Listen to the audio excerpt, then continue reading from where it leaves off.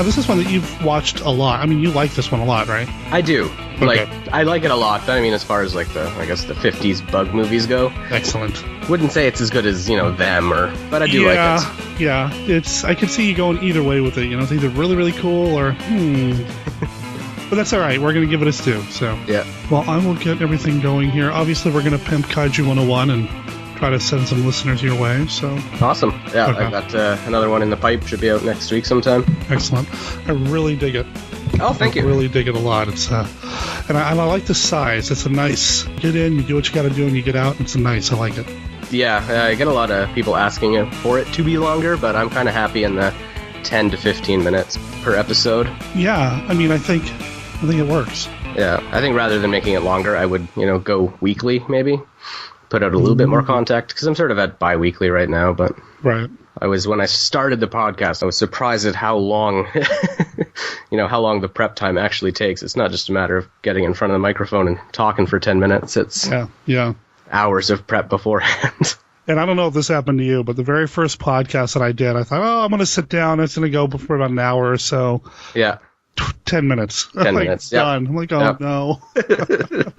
I was, a little discouraged. I put in hours and hours of reading articles and writing everything down, and then I sit down and record, and I'm done in less than 10 minutes. Yeah. But, I mean, it's content. It's not necessarily length. It's content, so. Yeah. All right. Well, I think my coffee's full, so. Likewise.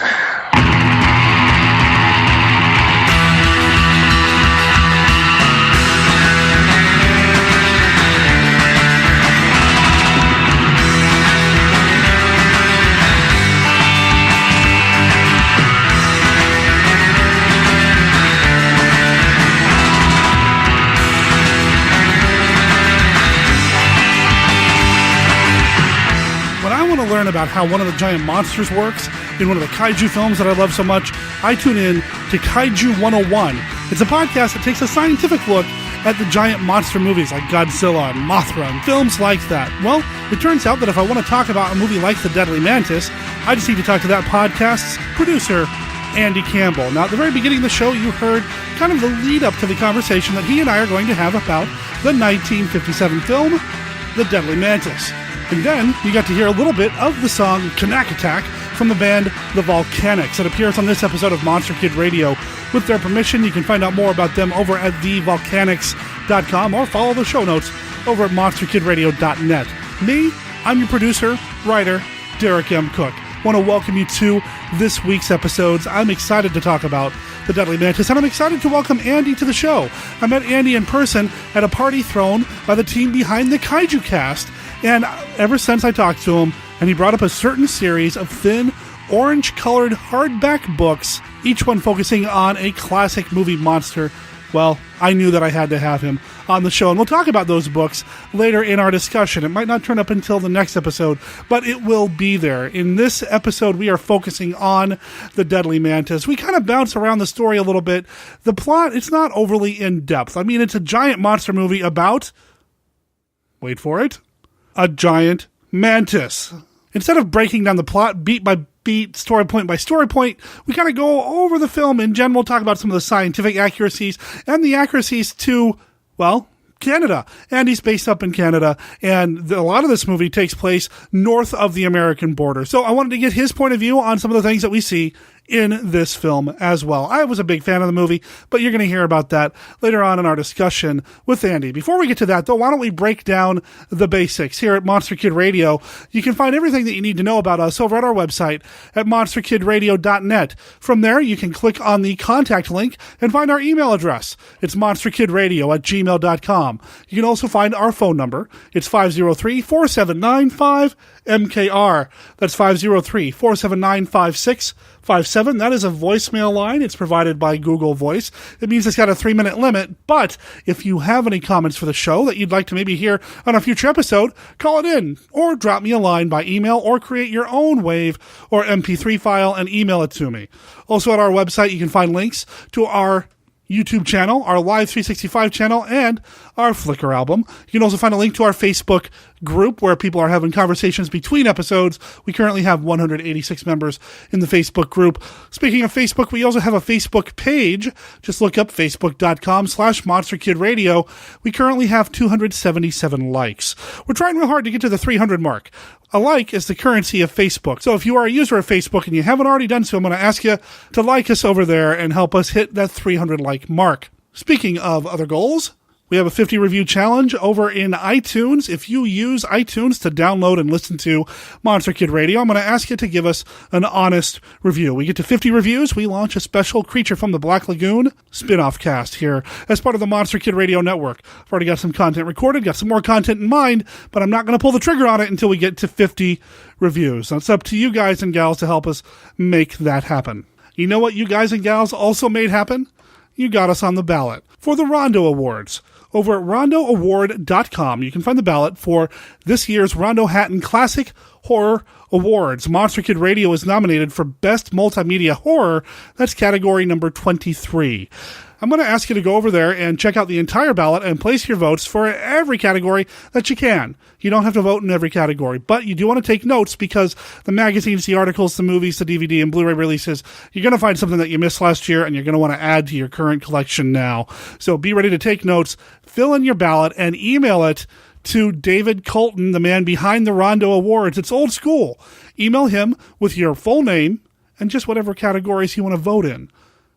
Send your votes to his email address, taraco@aol.com. That's TARACO@aol.com. Also want to point out that Christopher R. Mims' movie, The Giant Spider, is also on the ballot. It's category number 9 in the category Best Independent Film. That's where my vote's going. Also, previous Monster Kid Radio guest, Dr. Gangrene, Larry Underwood, he's all over the ballot, so keep an eye out for his name. Bottom line, though, is just vote for your favorites.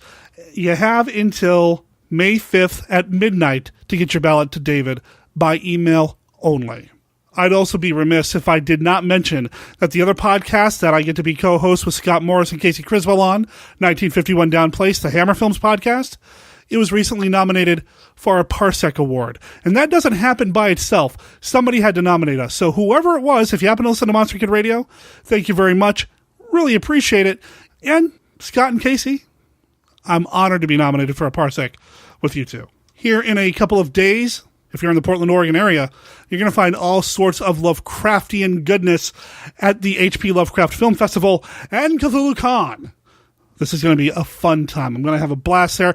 I'm one of the guests alongside people like Sandy Peterson, the guy who created the Call of Cthulhu game, Joel Pulver, Willem Pugmire, a couple of writers that I really enjoy, Doug Bradley, the guy who played Pinhead from Hellraiser. This is going to be a great time. And to talk a little bit more about how much fun it is, I've got returning guest Ray Jelinek on deck to talk to us about his experiences at last year's Lovecraft Film Festival and what he's looking forward to this year. So you want to stay tuned for that as well. That's going to happen later in this episode after part 1 of our conversation with Andy Camble about the Deadly Mantis. Right after this. White Zombie, a new novelization of the classic horror movie from award-winning author Stephen D. Sullivan. Available now in print and all ebook formats. Find it on Amazon, Smashwords, Drive-Thru Fiction, and other quality outlets. Also available in a special edition, including the complete movie script. Grab White Zombie before it grabs you. Details at sdsullivan.com.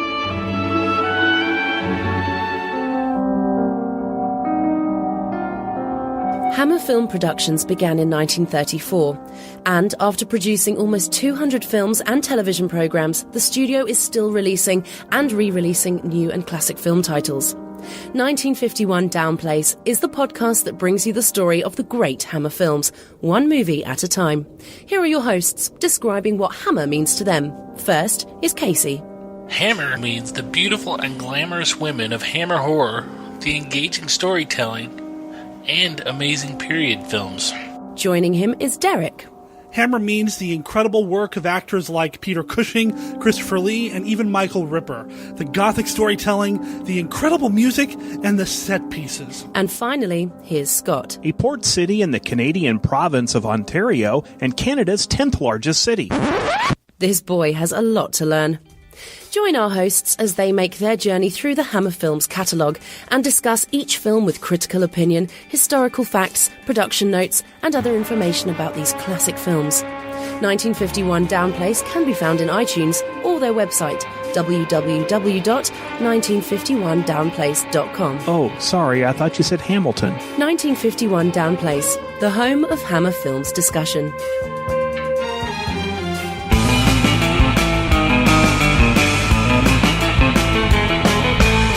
I like my giant monster movies. I know my giant monster movies, but I don't know them nearly as well as this week's guest on Monster Kid Radio. He's been on the Kaiju Cast. He produces his own podcast, the excellent Kaiju 101.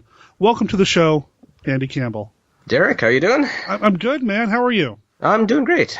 So I mentioned Kaiju 101. You're a fan of the Japanese giant monster movies. Yeah, oh yeah, all giant monster movies, but I guess the focus of the show is the Japanese movies. And what you do with Kaiju 101 is completely different than what I've seen anybody do when it comes to these giant Japanese monster movies. You get into the science and how they work. I sort of watch these movies and try and pick out little, science lessons where I can, because that's my other passion is science. So I wanted to do something a little different with the podcast. So I watch a Mothra movie and I wonder, where did the Mothra egg come from? And that was my... Well, when a mommy Mothra and a daddy Mothra really love each other. And sometimes you don't even need the daddy Mothra. One of my favorite episodes that you've done recently, or relatively recently, is when you talked about paint. Paint, yes. That was a bit of a stretch, but I think it worked. Hey, I thought it was good about how paint was used to kind of keep the stuff off the boat. It was just, go and check out Kaiju 101. It's Kaiju101.com? Kaiju101.com, yep. Okay. We will make sure there's a link in the show notes for everybody to check out. Now, we're not talking about a Japanese giant monster movie, but it still is a giant monster movie this week on Monster Kid Radio, and it's one that you've mentioned to me in passing, and it's been a long time since I've watched it, so I decided we got to talk about The Deadly Mantis from 1957.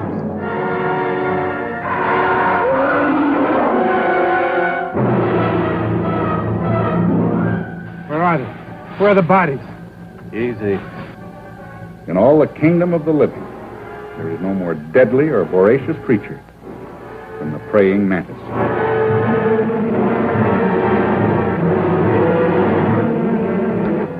You think you'll be able to drive it out to sea? I hope so.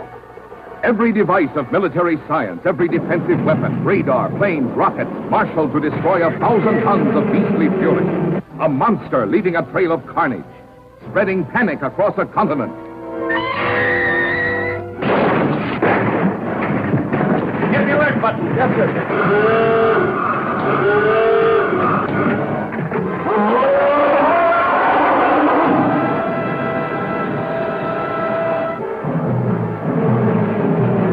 Nothing in its path was safe. Not the planes in the sky. Not the ships at sea. Mamma mia! Nor the vehicles on the ground.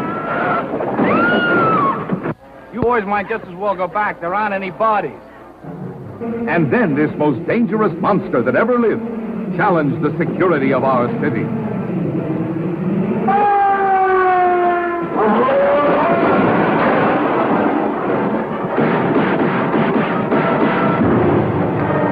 This is a particular favorite of yours? It is, yeah. I love all the giant monster movies. Have sort of a special place in my heart, but I was always really interested in bugs when I was a kid and even into university, so all the giant bug movies especially have a special place in my heart. They are fun. I'm a big fan of Tarantula myself, and I think I've talked about the Black Scorpion quite a bit. Black Scorpion, yep. Yeah, they're not exactly insects, they're more arachnids, but still, I think they count. Yeah, oh yeah. I count them. Giant bug movies. Giant bug movies, yeah, of course. And of course, them is like the granddaddy of them all, the big one. It is, yeah, definitely. Now, this one, The Deadly Mantis, came out in 1957, which was a few years after the giant bug boom happened here in the States. Tarantula came out in 1955. I'd have to check the dates on them. But Deadly Mantis comes out a couple of years later, and it almost feels a little formulaic to me. It does. It definitely borrows a lot from them, I found. Oh, indeed. Them was, the first half was almost like a mystery, what is causing these attacks, and Deadly Mantis definitely borrows a lot from that. Except there's not a heck of a lot of mystery because the title tells us what's going on. They sort of give it away, but they try. Which seemed to be how Universal did it. I mean, Tarantula was about a tarantula. There was really no big mystery there. Mm-hmm. At least you only had to wait like 20 minutes or so before the characters figured out it was a Deadly Mantis, but still. Yeah. The mystery elements weren't nearly as strongly played as they would be in something like Them. No, yeah. And the human cast in Deadly Mantis, I really liked the characters in this. Marge specifically stuck out for me. I mean, she's our female character, but she's not just the damsel in distress, which is something that I really like about a handful of these 50s monster movies. You don't have the traditional stereotypical woman. She's played by Alex Talton. She's a photographer. She's a go-getter. She's calling the general and making arrangements to go along for the ride. She's there. I mean, she's a love interest, and she screams. Yeah. But she's still a strong female type character in this movie, at least for the 50s. I really liked her. Yeah, I agree. When I was watching last night, I sort of remarked that definitely she's independent. I mean, she's a middle-aged woman. She's unmarried. She's, professional. She calls her own shots.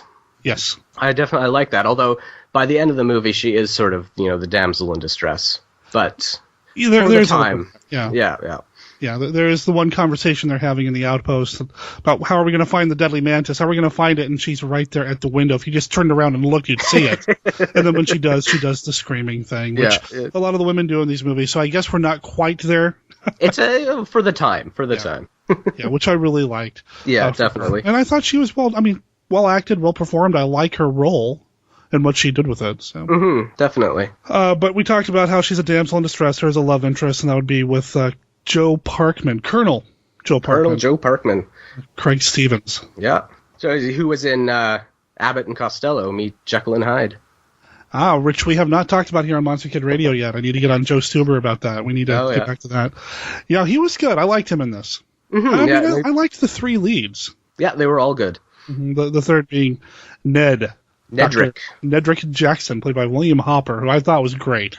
Mm-hmm. I really liked him, although he was not a very good scientist. If you, some of the things he said had me rolling my eyes. Well, it's like what? When you first meet him and he's in the museum, and he tells the army guys that every known animal has a bony skeleton, which 90% of animals don't. But and then he tells them even birds have bony skeletons, as though that's some sort of profound thing to say. Like, have they never eaten a chicken or a turkey? But I digress. That's just nitpicking. I learned a lot by watching this movie, thanks to Dr. Ned. Come on, Ned. One thing that I was taken by with this cast and with this film is that Ned's a grown-up. Colonel Parkman's a grown-up. Marge is a grown-up. It's not something that you see in a lot of movies today. Mm-hmm. Because of where the movies are being targeted, the audience, the demographic is a much younger audience. I like that we have grown-ups in the lead here. Yeah. Which I suppose is kind of common for this time, now that I think about it. I mean, Tarantula, Them, they're all adults doing grown-up things. It's not just a bunch of kids, which I kind of liked. Maybe it's because I'm no longer a kid, but... Yeah, no, that's a good point. There isn't. Although we do have some young military types who kind of ogle Marge when she shows up at the base. Yeah, the corporal, I guess. Or you never learn his name. He's just corporal. Yeah. But he's sort of, boyish looking, and he's got that sort of goofy look on his face. So I guess that's your child character. There you go. There's our in. The film is directed by Nathan Juran, who is no stranger to big things on the screen. That's right. He did Attack of the 50-Foot Woman. 20 Million Miles to Earth, and The Seventh Voyage of Sinbad with Ray Harryhausen. Yeah. Well, we've talked about some Ray Harryhausen films here on the show. I haven't talked about Attack of the 50-Foot Woman, but that's another film that kind of pushes the female role in these monster movies, which I really should talk about that one here soon. But yeah, no, Nathan Juran, he's an Oscar winner. He's an Academy Award winner. Is he really? Yeah, for, I believe, art direction. Okay. Not for 50-Foot Woman? No, not for 50-Foot Woman. You're robbed. I know, right? No, it was for best art direction for a movie called, Whoa, How Green Was My Valley? As if nobody's heard of that. So, John Ford film. And then the other person I want to mention about this movie, which I had totally forgotten until I'd watched this film, and then the voice sounded really familiar, so I had to go back and double check. The narrator that opens the film, voiced by Marvin Miller, who was probably better known as the voice of Robbie the Robot. Oh, really? Yeah. Oh, wow. See, when in the opening of the movie, I just assumed that was cut straight out of some like Cold War propaganda kind of thing. I didn't know that. Oh, interesting. Yeah, the footage might have been. There was a lot of stock footage in this movie. A lot of filler. Oh, and yeah. For a movie that was only an hour and 18 minutes long. Well, I suppose you got to cut costs or something. You know, you're paying for that big model, so... Mm-hmm. You know, if you have footage from like 20 years ago from some movie is shot with a bunch of Eskimos or whatever, so let's throw that in there for about 15 minutes. When I was rewatching it last night, the first thing I did when I saw that is like, that looks like it's been cut from something else, and I went to IMDb, and sure enough, it was. Yeah, from something from like 1933. So. SOS Iceberg. Which I've never even heard of. It was like a U.S.-German production from the 30s. Oh, wow. Which, yeah, they were... Even in World War II, they were still producing movies with the Nazis. Go figure. Wow. I've got nothing. They stopped doing it eventually. I would imagine so. Well, this film, The Deadly Mantis, we talked about the opening, the narration, how it looks like it might have been pulled from some sort of propaganda piece. For every action, there is an opposite and equal reaction, and then the explosions. Yes. I'm not sure if that was necessarily needed. I mean, I appreciate maybe telling us where the mantis came from, but... Yeah. I'm no physicist, but I'm pretty sure that's not what every action, there's an equal opposite reaction. That's, Newton's third law of motion. Right. I'm pretty sure it's not referring to, volcanoes erupting in the South Pole, affecting things at the North Pole. I mean, if a butterfly flaps its wings here, there's a car accident in India, and then, I don't know. If a volcano erupts in the South Pole, glacier calves at the North Pole. That's right, exactly. Well, you got to get the Deadly Mantis on screen right away, I suppose. You need it right off the bat. Got to get the monster in somehow. Since the characters don't know what's going on, we got to see it for the audience. Yeah. And we hear the narrator a couple of more times throughout the film, but I'd say maybe about half an hour in, he stops. We don't really see him much anymore. No, after he describes the phones at Conad. Oh, yeah, that's right. We were learning all about the radar fences and that these are the hot phones. You can reach Alaska in 15 seconds. Oh, technology. I love that they had special phones for Newfoundland. Yes. Just in case. So you're up in Canada. I don't know if we mentioned that or not. So you're in Canada. Yes. Most of this movie, a big chunk of this movie, kind of features that Canadian radar fence line and all that. How accurate is all that? That's fairly accurate. Yeah? Yeah, like the Canada line and the mid-Canada line and the DEW line. That's all accurate. It's all still up there. Okay. Like a lot of the infrastructure that when they put in the DEW line, it's all still there. Mm-hmm. So yes, that's all accurate. That was all legit. Okay. Yeah. I Which is know. why and it made me think even more that they just sort of spliced that out of some educational film. Yeah, there's a lot of stock footage. I mean, with the Canadian landscape, the Eskimos, the airplanes.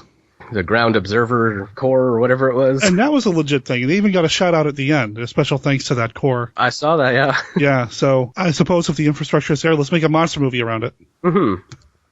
The story from this, I'm just now noticing this. I suppose I should have done a little bit more prep.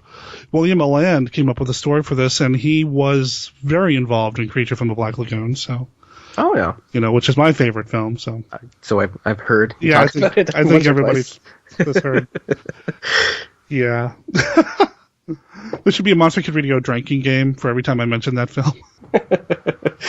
Or Julie Adams. Hey, now. I need a moment. Okay. Understood.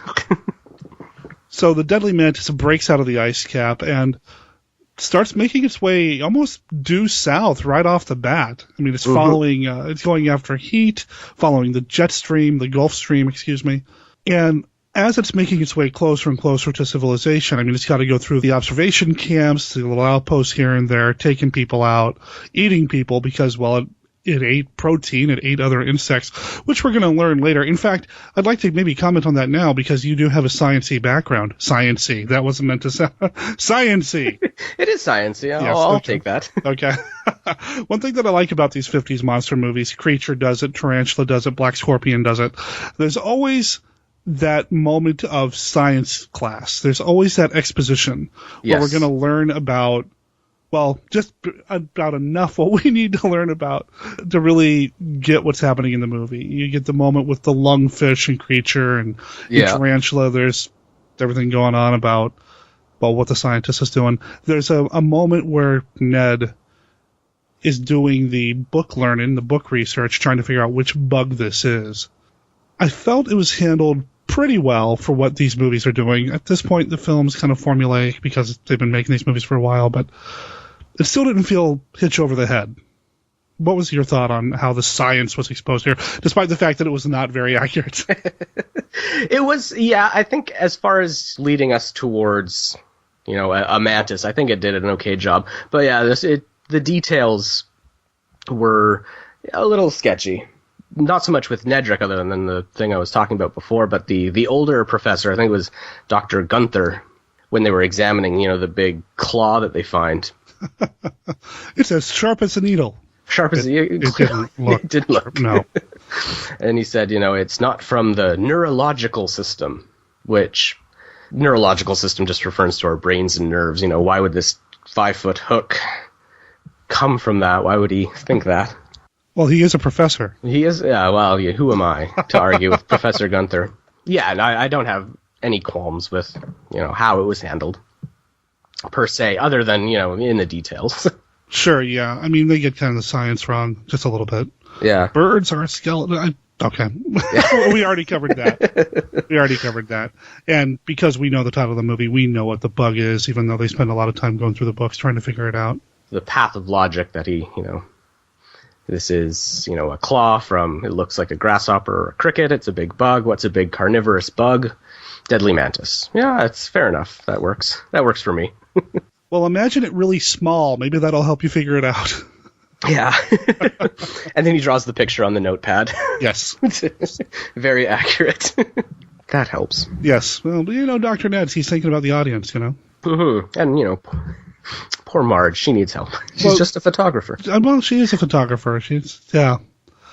I had forgotten, when I had sat down to watch this movie again, I had forgotten that they were not the two that had kind of coupled up. Mm-hmm. And I'm going to come away from this movie kind of appreciating the relationship between the two, that it wasn't just assumed that they were a couple because they were a man and woman single working together. Yeah. So I did appreciate that. But yeah, so the Deadly Mantis. It's freed, it's coming down, it's eating people, the military doesn't know what's going on, and even though this is all happening in Canada, they're contacting scientists in Washington, or they know scientists in Washington they're going to bring into the project. Mm-hmm. Because most of this, at least the first half of the movie, this all takes place in Canadian territory, doesn't it? Canadian territory or Greenland, it's not quite somewhere in the Arctic. Mm-hmm.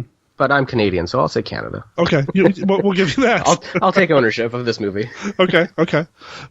Are there no Canadian scientists to get involved? Or is Dr. Ned just the best in the field and he happens to know a guy who knows a guy? Well, he must be the best in the field because when so they're walking through the reporters, the one shouts out, "Oh, that's Nedrick Jackson of the American Natural History Museum." He's like the most rock star paleontologist I've ever seen when he's just sort of recognized on the street. So he must be the best in the world. That's true. True. There is that moment. It's like, oh, why are you here? Well, I don't. If you're here, that means. A world-famous scientist, Nedrick Jackson, is here. Something must be up. Back to Canada. The only Canadian in this movie that takes largely in Canada has a British accent.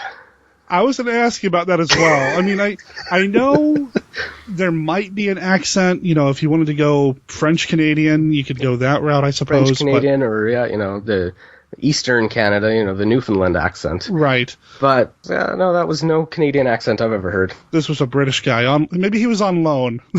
Possibly, From the UK. It was like an exchange program. I don't know. And his job was to answer the phone.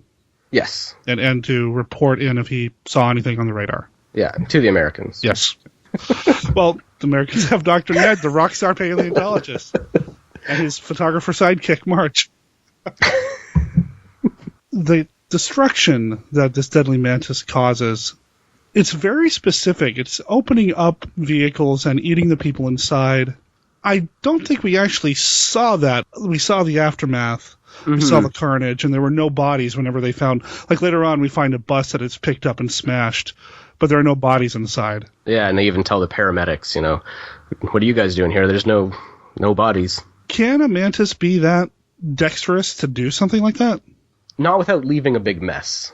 If you've ever watched a praying mantis, in the movie, he has sort of like a upper jaw and lower jaw like we do. And I guess it's implied that he's just swallowing them whole. But mantises have sort of very delicate moving mouth parts, mandibles and, sideways cutting things and molars for chewing. They are voracious predators. I mean, little mantises will eat birds and turtles and such. Wow. But they would leave evidence, definitely. And would it be able to discern I suppose it would be able to discern the difference between a soft, juicy human and a buzz. Yes, yeah. It wouldn't try to eat the metal or anything like that? No, I think it knows enough. Okay. Well, one of the big clues that the scientists get is this big mandible we were kind of joking about earlier. Mm-hmm. With the needle point, which doesn't look very needly in the movie. Is that also common to have these pieces break off of a bug like that? Maybe. I don't see why not. Depending on, where it's breaking off from, I think it's implied that it's, one of the the toes, or maybe one of the hooks in its forearms. Right. But yeah, no, I don't see why one of those wouldn't break off. Especially if it's smashing through a hard metal airplane. That's what I was about to say. We are fighting metal. It's not like a grasshopper in the wild is taking out a car or something. So, yeah, I suppose. Okay. That was one of the science questions I wanted to ask you, because I know that's kind of where you come at these movies sometimes.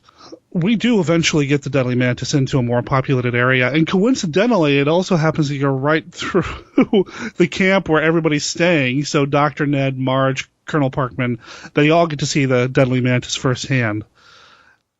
I thought it was awfully coincidental that as the Mantis is making his way down, he goes through the camp. But in terms of what we need for the movie, we do need that encounter. Yeah. And if it's flying, due south, maybe that camp happened to be due south of wherever he was before and saw lights on and thought there might be something tasty inside. Are they drawn to light? Not that I know of. Okay. They're bad flyers, mantises. They're very heavy insects. So they tend to pick their sight and just fly into a straight line until they hit it. Speaking of the flying mantis, you brought it up, and I wanted to mention it and then ask what your thought was on it. This thing looked really awkward in the air. It did. Even for a model, and maybe they were trying to make it look realistic, like what a real mantis looks like, but this thing looked really awkward, the way it was kind of weighted. And that's pretty representative, it sounds like, of how a real mantis would try to fly? Yeah. I mean, they are awkward flyers because they're very delicate up front and big, heavy, weighted to the end. In the movie, it definitely looks sort of weird how it's sort of got its legs tucked in and yeah. And they have 4 wings. Was I saying that right? Yeah. Okay. Yes. And they make this horrible buzzing, droning sound. It does. Is that just the beating of the wings that's making that noise, or? I suppose so. Because it does roar. Which is the other big sound this thing makes. I've never heard a mantis scream at me like that, which is probably good. Well, insects, they can't scream. Do they not have the vocal cords? They don't, no. No, that's totally made up.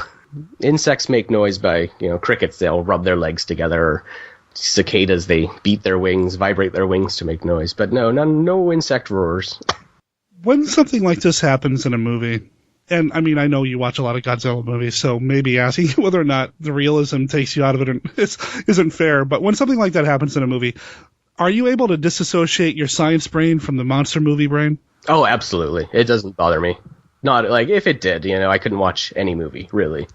I would, for that to bother me, the giant monster itself would have to bother me, and I wouldn't watch these movies ever. It's like, how far do you take it? You're right. Yeah.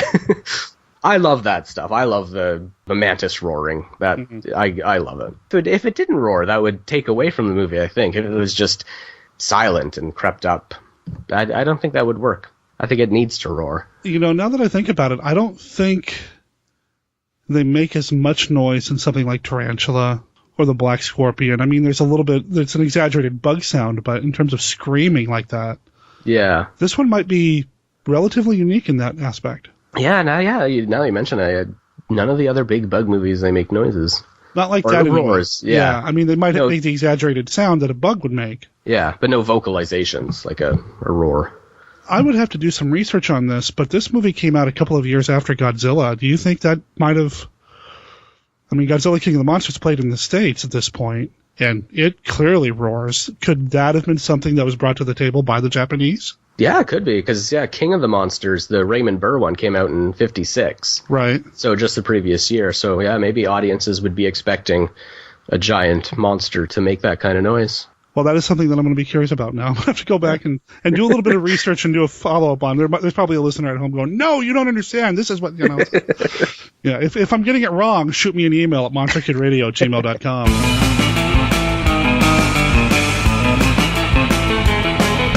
Next weekend is the 2014 HP Lovecraft Film Festival and CthulhuCon. I've been going for years. I think since 2001 or 2002. I've gone every year. Wouldn't miss it. It's my jam. It's what I do.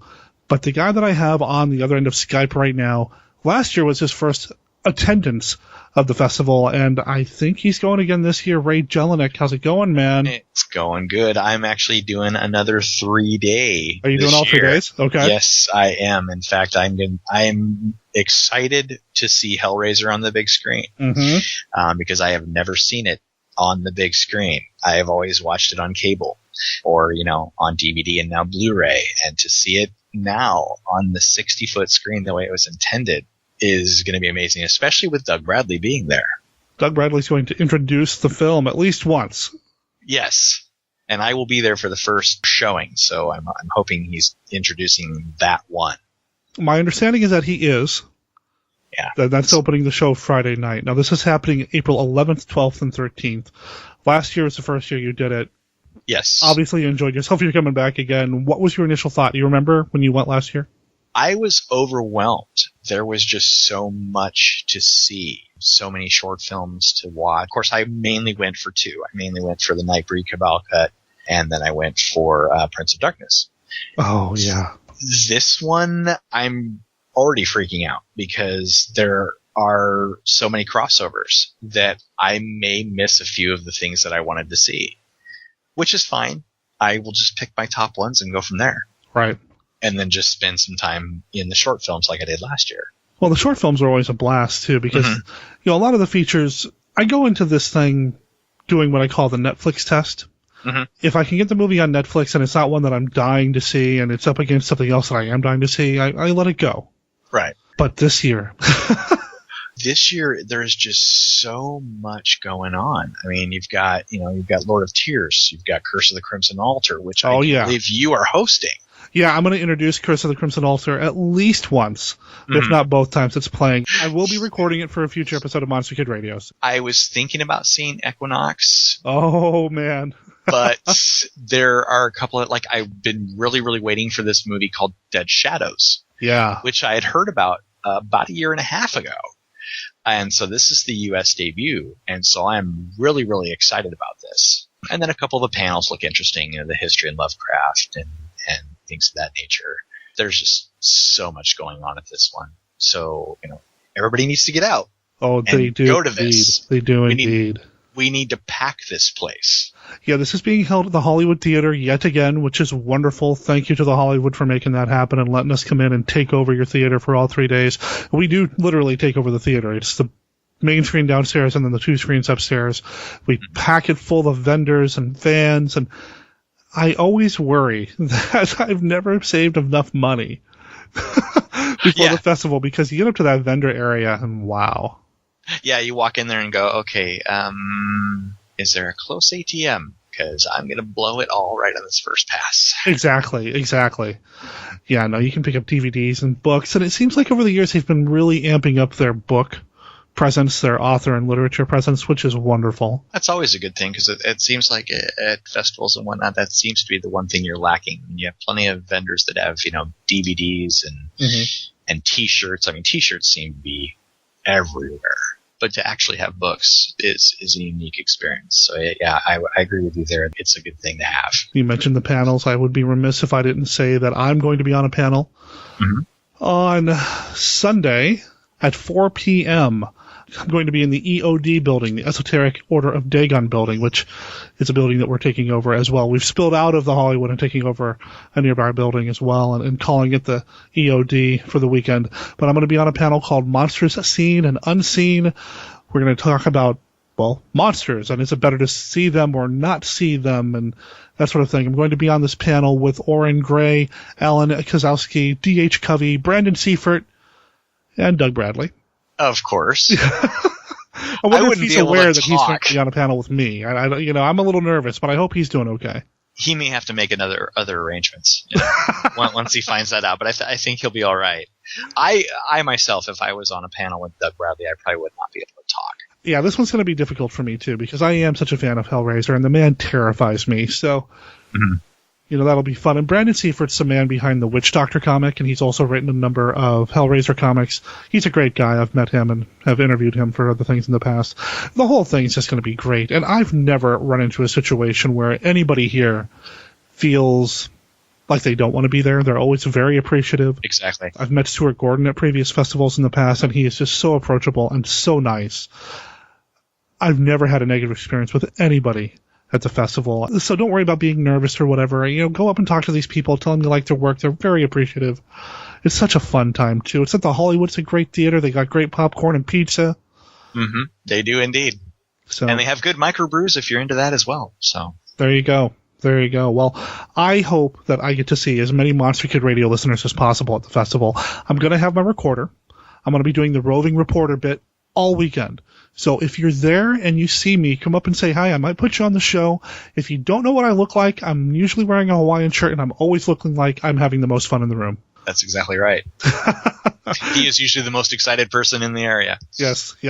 And Ray's going to be there as well, so drop by and say hi to Ray. Chris McMillan, who's been on the show before, various Monster Kid Radio crashes from the Shadow over Portland, he's going to be there. Yeah, most likely you'll see us pretty much in the same area. I'm sure we'll probably be moving in packs this weekend. Right. Now, Chris is the bald guy in the kilt. Ray's just the bald guy. Yes, I am just the bald guy. So you're able to differentiate me between me and Chris. Yeah. Ray's the one wearing pants. Yeah, exactly. And Derek, are you going to be wearing pants, or I have to whenever I go outside. There's that weird court order thing that happened. I guess I'm not allowed. Yeah. And of course, Gwen and Brian Callahan put on a wonderful show. So if you see them as well, let them know they're doing a good job. They're usually the ones who look the most frazzled because they've been working so hard to make this happen. And tell them Monster Kid Radio sent you because, it's always good to plug. That's right. Plug. See you at the festival, Ray. All right.